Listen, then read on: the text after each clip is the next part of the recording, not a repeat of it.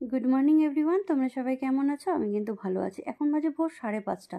5:30টার সময় ফুলটা তুলে রোজ আবার গিয়ে একটা ঘুম দিই। ওই ধরো 8টা 8:30 নাগাদ ঘুম থেকে উঠি। এত সকালে উঠে করবোটাই বাকি, তাই না? তো 8টা 8:30 অবধি একটা ঘুম দিই, আর রাতে ঘুমাইও অনেক দেরিতে, জানো তো।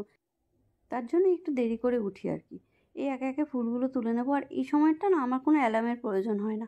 5টা 5:30 বাজলেই কেন জানি না ঘুমটা ভেঙে যায়।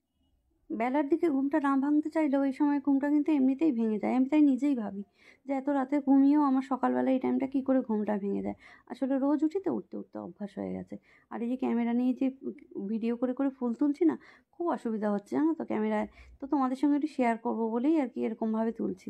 কি সুন্দর কত ফুল না, আমার নিজেরই দেখতে এত ভাল লাগে। আমার প্রায় দিনই মনে হয় যে তোমাদের সাথে একটুখানি শেয়ার করি।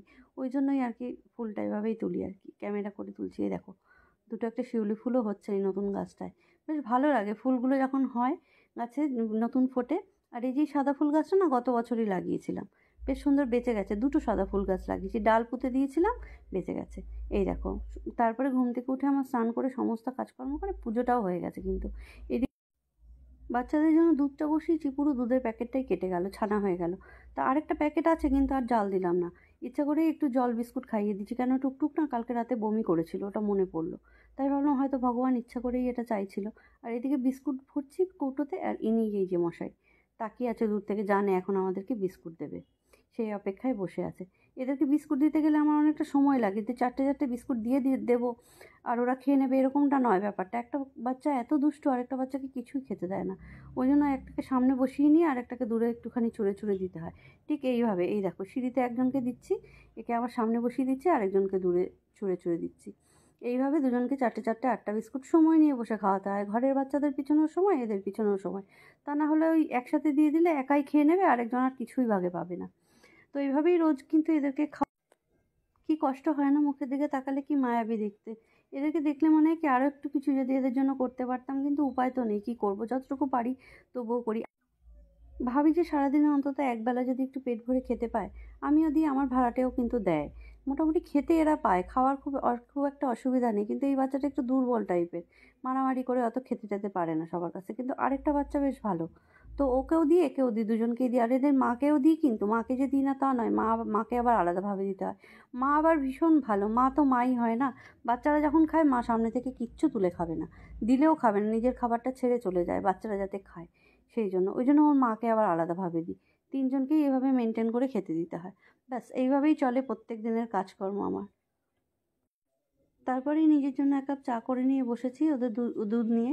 সরি, আজকে তো দুধ দেইনি, জল বিস্কুট। তো ইনি আবার দেখছি আজকে খেয়ে উঠে অন্যদিন দৌড় মারে, আজকে দেখছি কোলের কাছেই বসে আছে, একটু হয়তো আদর খাবে বলে। তাই আবার একটু আদর করে দিলাম। এভাবেই চলি এদেরকে নিয়ে, খুব ভালো লাগে, ভালো থাকি আর কি। ও মা, এদেরকে খাইয়ে এসে দেখছি বাইরে ভীষণ বৃষ্টি হচ্ছে, ভীষণ বৃষ্টি হচ্ছে। এই যে 3জন বাচ্চা বাইরেই বসে আছে। মা, এই শেডটা না আমি বাইরের দিকে, এই যে টিনের শেড দিয়েছি, এটা এদের জন্যই দিয়েছি, যাতে এরা একটু থাকতে পারে। মাঝে মাঝে মনে হয় একটু ঘিরেও দিই জায়গাটা, কিন্তু এরা তো যাতায়াত করতে পারবে না, এরা ঘরে থাকার তো লোক না। ওই জন্য খোলামেলা আছে, ঠিক আছে, ওরা আসে যায়, থাকে, নিজের মতো করে থাকে। অনেকক্ষণ দাঁড়িয়ে বৃষ্টি দেখা হয়ে গেল, তারপরে মনে পড়েছে ও মা, আমাকে তো রান্নাও করতে হবে। আজকে না একদম কেন জানি না রান্নার দিকে যেতেই ইচ্ছে করছে না। তো ভাবলাম এমন একটা কিছু করবো যাতে একটাই কিছু করবো, মানে একটা দুটো মেনুই করবো। তো মাছ ছিল, এই মাছটা রান্না করবো, একটু পেঁয়াজ দিয়ে করবো, ফ্রিজের মাছ তো, তাই আর একটু পেঁয়াজ দিয়ে এই মাছের তেলটা ভেজে নেবো, ব্যাস। এটুকুই আজকে রান্না করবো, বেশি কোনো ঝামেলা করবো না। আলু দিয়ে এই মাছের ঝোলটা করবো, আর যেহেতু ফ্রিজের মাছ একটু পেঁয়াজ দিয়ে মশলা দিয়ে কষা কষা করে নেবো।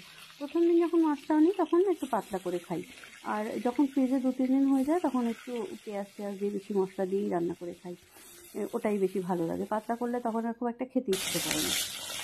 মশলাটা কষিয়ে একটুখানি লাস্টে ওই ঝোলটা দিয়ে একটু ধনেপাতা দিয়ে নামিয়ে দেবো আর কি। আগে না ধনেপাতার কথা মনে পড়লেই এখন মায়ের কথা খুব মনে পড়ে। আগে যখন ধনেপাতা, ছোটোবেলায় ধনেপাতা দিয়ে মা রান্না করতে একটু খেতে চাইতাম না, শুধু খেতাম ধনেপাতার বড়াটাই ভালো খেতাম। আর মা বলতো ধনেপাতার বড়াতে শুধুই ধনেপাতা থাকে, সেটা খাস, অথচ রান্নায় ধনেপাতা খেতে তোর এত সমস্যা। মা আবার ধনেপাতার রান্নাটা খেতে খুব ভালোবাসতো। সেই আমি এখন তাই ভাবি যে কবে কবে যে ধনেপাতাটাকে এত ভালোবেসে ফেললাম। এখন মাছের ঝোল রান্না করলেই লাস্টে মনে হয় একটু ধনেপাতা দিয়ে নামাই আর কি। তো মায়ের কথাই ভীষণ মনে পড়ে, সব কিছুই একটু একটু মনে পড়ে যায় যখন রান্না করি না, বিষয়গুলো তোমাদের সাথে একটু একটু শেয়ার করে ফেলি। তো চলো, হয়ে গেছে মাছের ঝোল রান্না, ফুটে উঠলে একটু ধনেপাতা দিয়ে নামিয়ে দেবো। ব্যাস গল্প করতে করতে হয়ে গেছে। এই যে একটু ধনেপাতা চিটিয়ে দিলাম, এরপরে নামিয়ে দেবো, হয়ে যাবে রান্না। এই দেখো রান্নাও হয়ে গেছে, খেতেও বসে পড়েছি। মাছের তেলটা কেন জানি না ক্যামেরায় এত কালো কালো লাগছে, নিজেরই দেখে কেমন একটা লাগছে। আর ওইদিকে একটু মাছের ঝোল, ব্যাস। এই আজকে রান্না, আগের দিনের না একটু তরকারিও ছিল, সেটাও খেয়েছি, সেটা তোমাদের সাথে শেয়ার করলাম না।